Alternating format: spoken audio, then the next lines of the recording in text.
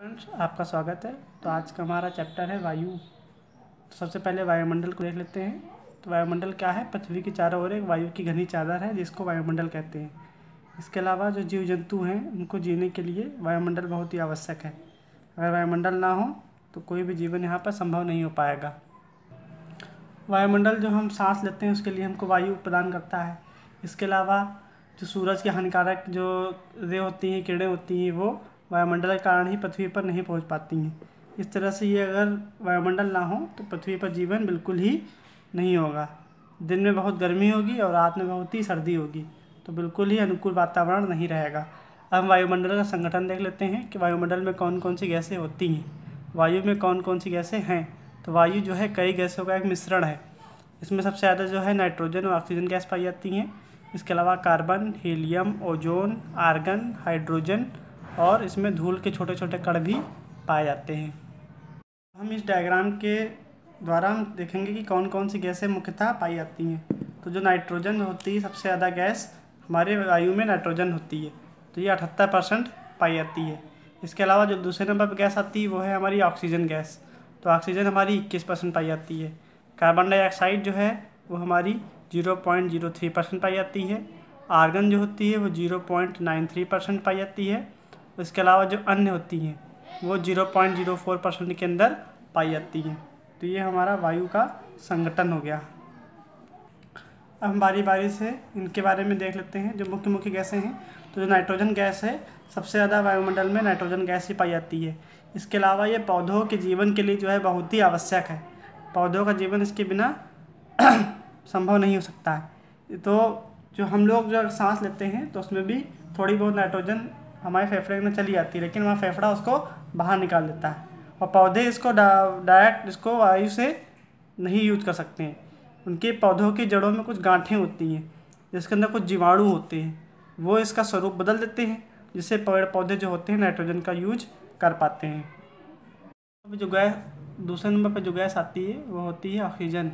ये मनुष्यों के लिए और पशुओं के लिए बहुत ही आवश्यक है। जो पेड़ पौधे होते हैं वो प्रकाश संश्लेषण के द्वारा अपना भोजन बनाते हैं और ऑक्सीजन छोड़ते हैं और कार्बन डाइऑक्साइड ले लेते हैं, जिससे क्या होता है, संतुलन ऑक्सीजन का हमारा बना रहता है। लेकिन जब हम पेड़ पौधे काटते हैं तो ये संतुलन बिगड़ जाता है और कार्बन डाइऑक्साइड की मात्रा बढ़ जाती है। इसीलिए हमको पेड़ पौधे नहीं काटने चाहिए। इसके बाद में जो गैस आती है वह है कार्बन डाइऑक्साइड। ये भी एक महत्वपूर्ण गैस है। इसके अलावा ये हरे पौधों का भोजन है। हरे पौधे जो हैं वो अपना भोजन के रूप में इसको इस्तेमाल करते हैं और ऑक्सीजन को छोड़ देते हैं। इससे क्या होता है, जिससे जो जीव जंतु और जो मनुष्य जो कार्बन डाइऑक्साइड छोड़ते हैं वो पेड़ पौधे अपने यूज़ के लिए भोजन के लिए ले लेते हैं। जिससे क्या होता है, इसका स्तर बना रहता है, संतुलन बना रहता है। लेकिन दिक्कत कब आती है, जब हम ईंधन ज़्यादा जलाते हैं, कोयला जलाते हैं, ईंधन जलाते हैं, तो क्या होता है, कार्बन डाइऑक्साइड का स्तर बढ़ जाता है, जिससे मौसम और जलवायु की जो घटनाएँ होती हैं वो प्रभावित हो जाती हैं। इससे ग्लोबल वार्मिंग जैसी घटनाएँ हो जाती हैं। कार्बन डाइऑक्साइड गैस जो है वो पृथ्वी से जो ऊष्मा विकिरित होती है उसको पृथ्वी पर ही रोक लेती है। इससे कारण क्या होता है, ग्रीन हाउस इफेक्ट पैदा होता है। इसी कारण कार्बन को हम ग्रीन हाउस गैस भी कहते हैं। अगर ग्रीन हाउस इफेक्ट ना होता तो पृथ्वी बहुत ठंडी हो जाती। कार्बन के कारण ही पृथ्वी का तापमान थोड़ा सा बढ़ा रहता है, लेकिन ये हमारे लिए सही भी है। लेकिन दिक्कत कब पैदा होती है, जब कार्बन डाइऑक्साइड का जब स्तर बढ़ता है। तो वायुमंडल में जब कार्बन डाइऑक्साइड का स्तर बढ़ जाता है तो ऊष्मा ज़्यादा पैदा हो जाती है। इसके कारण क्या होता है, पृथ्वी का तापमान बढ़ जाता है। इसी को ग्लोबल वार्मिंग कहते हैं। तो ग्लोबल वार्मिंग जब होती है तो उससे कारण क्या होता है, जो बर्फ़ होती है, जहाँ भी ग्लेशियर में होती है या कहीं भी बर्फ़ होती है वो पिघलती है और समुद्र का जो स्तर होता है वो बढ़ जाता है। इससे क्या होता है, जो तटीय इलाके होते हैं उसमें बाढ़ आ जाती है। और अगर एक काफ़ी समय तक ऐसा बना रहा तो जलवायु में भी इसमें परिवर्तन हो सकता है। जलवायु परिवर्तन के कारण कई सारे पौधे और पशु जो हैं हमेशा के लिए नष्ट भी हो सकते हैं। बहुत महत्वपूर्ण एक नियम है, वो देख लेते हैं। जो गर्म वायु होती है वो हल्की होती है।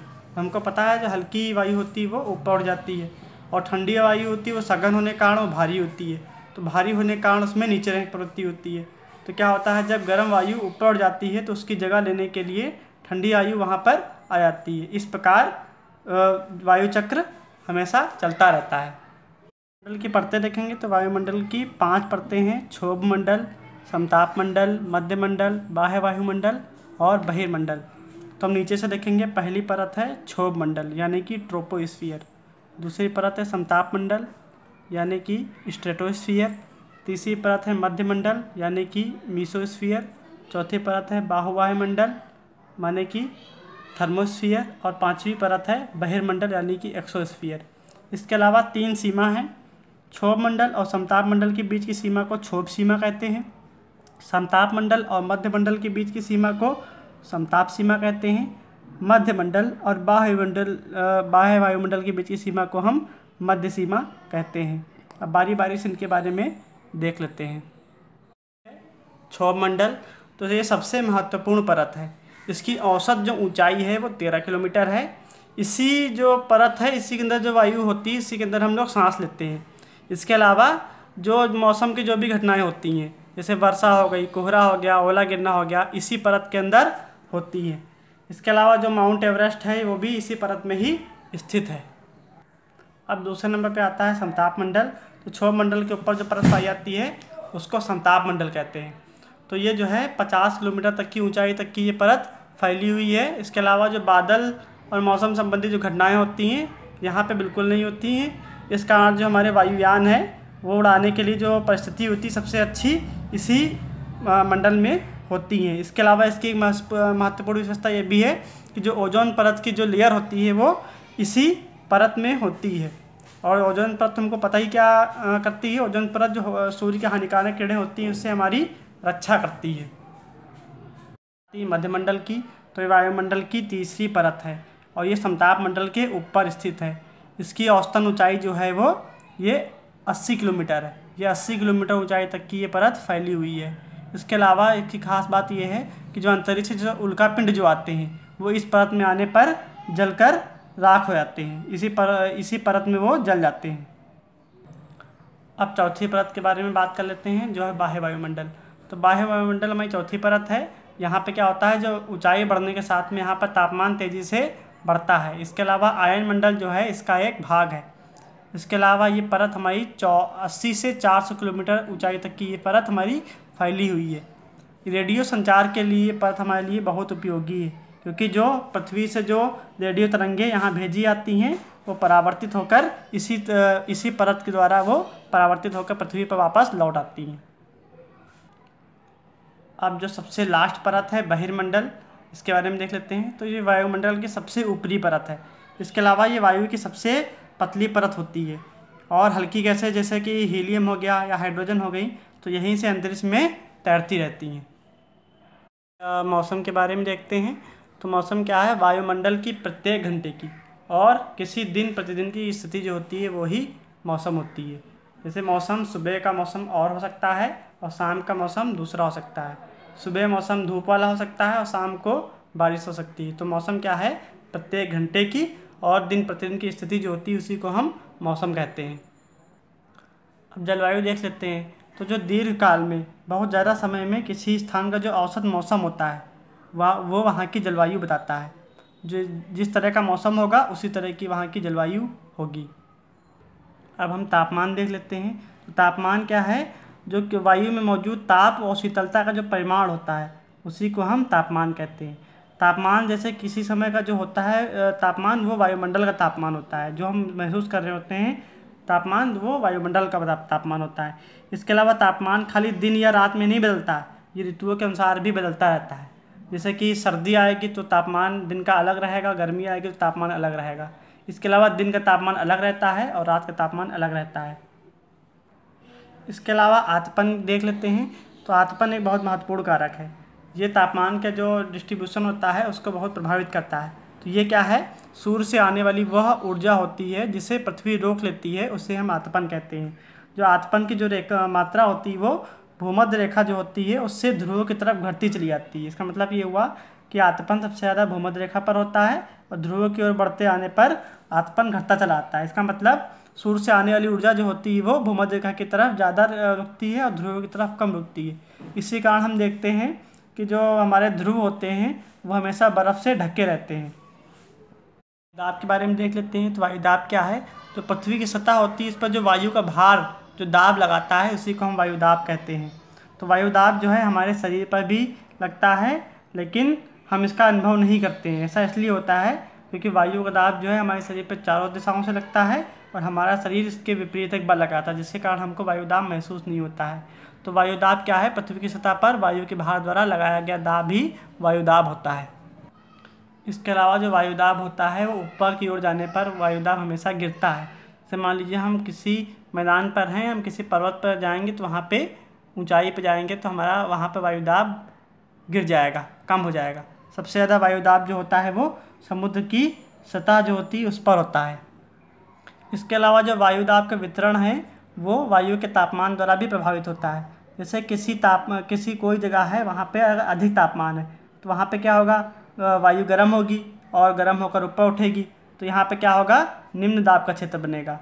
हमको पता है कि वायु जब गर्म होती है तो वो ऊपर उठती है, तो इससे क्या होगा, वायु से ऊपर उठने से निम्न दाब का क्षेत्र बनेगा। निम्न दाब जो है बादल, निम्न दाब में क्या होगा, आकाश में बादल होंगे और यहाँ पर नम मौसम होगा। इसके अलावा हमको पता है कि जब किसी क्षेत्र का तापमान कम होता है तो वहाँ की वायु ठंडी होती है, और ठंडी वायु कैसी होती है, वो भारी होती है। तो भारी वायु क्या होगी, वो ज़्यादा वायुदाब बनाएगी। तो उच्च दाब के कारण क्या होता है, आकाश जो होता है एकदम साफ़ होता है। जैसे हम अंदाज़ा लगा सकते हैं, अगर आसमान साफ़ होगा तो वहाँ पर उच्च दाब होगा। तो वायु हमें जो होती है वो हमेशा उच्च दाब से निम्न दाब की ओर ही हमेशा जाती है। कभी भी वायु निम्न दाब से उच्च दाब की तरफ नहीं आएगी, वायु हमेशा उच्च दाब से निम्न दाब की ओर ही जाएगी। तो हम ये भी कह सकते हैं कि कम तापमान होगा तो उच्च दाब होगा, ज़्यादा तापमान होगा तो वहाँ पर निम्न दाब होगा। कुछ फैक्ट देख लेते हैं। जैसे कि पृथ्वी सूर्य की ऊर्जा जो है उसका खाली 2 अरबवां भाग प्राप्त करती है। इसके अलावा जो तापमान मापने की जो मानक इकाई है वो डिग्री सेल्सियस है। इसका आविष्कार एंडर्स सेल्सियस ने किया था। और जो पवन का नाम जो होता है वो आने की दिशा से निर्धारित होता है। जैसे कोई पवन पश्चिम से आ रही है तो उसको पछुआ पवन कहते हैं। बैरोमीटर से हम वायुदाब मापते हैं और रेन गेज से हम वर्षा की मात्रा पता करते हैं। पवन के बारे में देख लेते हैं। तो हमको पता है उच्च दाब क्षेत्र जो है उससे निम्न दाब क्षेत्र की ओर वायु की गति होती है, तो इस गति को हम पवन कहते हैं। हमको ये भी पता है कि पवन हमेशा उच्च दाब क्षेत्र से निम्न दाब क्षेत्र की ओर ही जाती है।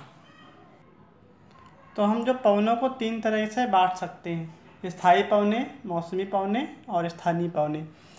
तो स्थायी पवनें क्या होती हैं, जो साल भर एक निश्चित दिशा में चलती रहती हैं, उनको हम स्थायी पवनें कहते हैं। जैसे व्यापारिक पश्चिमी व पूर्वी पवनें कैसी हैं, ये स्थायी पवनें हैं। इसके अलावा मौसमी पवनें कौन सी होती हैं, जब विभिन्न मौसमों में अपनी दिशा बदलती रहती हैं, उनको हम मौसमी पवनें कहते हैं। जैसे भारत में मानसूनी पवन है, ये ऋतुओं के अनुसार अपनी दिशा बदल लेती है। इसके बाद आती है स्थानीय पवनें। तो ये कैसी होती हैं, ये किसी छोटे क्षेत्र में साल में या किसी दिन के किसी विशेष समय में ही खाली ये चलती हैं, इसको स्थानीय पवन कहते हैं। जैसे कि स्थल समीर और समुद्री समीर। इसके अलावा उत्तर भारत में एक लू नामक एक स्थानीय पवन बहती है। तो ये 3 पवन हो गई। डायग्राम में कुछ प्रमुख वायुदाब पेटियाँ दिखाई गई हैं। तो इसमें हम डायग्राम में देख सकते हैं कि हमारी जो पवनें हैं वो उच्च दाब से निम्न दाब की तरफ ही जा रही हैं। जैसे हमारा देखिए यहाँ पे उच्च दाब है ये हमारा, तो यहाँ पर ये निम्न दाब की तरफ पवन जा रही है। ये कौन सी पवन है, ये ध्रुवी पूर्वी पवन है। इसके अलावा जो उपोष्ण उच्च दाब है, हौस अक्षांश, वहाँ से भी पवनें अधो ध्रुवी निम्न दाब की तरफ जा रही हैं। ये कौन सी पवनें हैं, ये हैं सनातन पछुआ पवनें। इसके अलावा जब हम देख रहे हैं भूमध्य रेखा पर हमारा निम्न दाब है, तो वहाँ पे उपोष्ण उच्च दाब से पवनें जा रही हैं। कौन सी पवनें हैं, ये दक्षिण पूर्वी व्यापारिक पवनें हैं। इसी तरह से हम उत्तरी गोलार्ध में देख सकते हैं, यहाँ पे ये ध्रुवी पवनें हैं, ये सनातन पछुआ पवनें हैं, और ये हमारी उत्तर पूर्वी व्यापारिक पवनें हैं। तो इस तरह से पूरी प्रमुख वायुदाब पेटियाँ इस चित्र में हम देख सकते हैं। वायु में किसी समय जलवाष्प की मात्रा को हम आर्द्रता कहते हैं। अगर कोई दिन आर्द्र होगा तो उसमें जलवाष्प अधिक होगी। जैसे कि जब बरसात का मौसम होता है तो दिन आर्द्र होता है, इसके कारण क्या होता है, कपड़े सूखने में ज़्यादा समय लगते हैं। इसके अलावा जब जलवाष्प की मात्रा अधिक होती है तो हम उसको आर्द्र दिन कहते हैं। वर्षा देख लेते हैं। तो जो वर्षा के जो है क्रियाविधि के आधार पर 3 तरह की वर्षा हो सकती है, संवहनी वर्षा, पर्वतीय वर्षा और चक्रवाती वर्षा। कुछ क्वेश्चन देख लेते हैं। कौन सी गैस हमें सूर्य की हानिकारक किरणों से बचाती है? कार्बन, नाइट्रोजन या ओजोन? तो इसमें होगा ओजोन। वायुमंडल की सबसे महत्वपूर्ण परत है क्षोभ मंडल, समताप मंडल या मध्य मंडल? तो इसमें है क्षोभ मंडल। बादल विहीन कौन सी परत है? क्षोभ मंडल, समताप मंडल या मध्य मंडल? तो बादल विहीन परत है समताप मंडल। ऊपर जाने पर वायुदाब घटता है या बढ़ता है या समान रहता है? तो ऊपर जाने पर वायुदाब हमारा घटता है।